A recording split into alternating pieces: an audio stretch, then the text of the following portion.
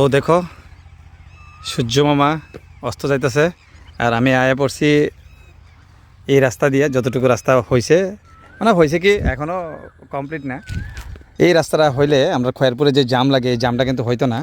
এটা তেলিয়ামুড়ার থেকে আইব, কিন্তু বর্তমানে চম্পকনগর থেকে হইতাছে আমতলি যে বাইপাসটা, বাইপাসটার মাঝখানে যে লাগবো। তো আমরা লিগে অনেকটাই সুবিধা হইবে রাস্তাটা হয়ে গেলে। দেখো কত চৌড়া রাস্তা, দুই দিকে রাস্তা, আপ ডাউন রাস্তা, ঠিক আছে। এদিকের গাড়ি এদিকে যাইতে গেলে মধ্যে দিয়ে দেখো আছে জায়গায় সবসময় যেতে পারতো না, জায়গায় জায়গায় বানানো আছে যাওয়ার লিগে যাইব। আর এদিকে তো সেরানি বাজার, আর এদিকে তো এদিকে দেখো, আর এইদিকে দেখো ট্রেনের রাস্তা, এখান দিয়া ট্রেন যায় এই দেখো।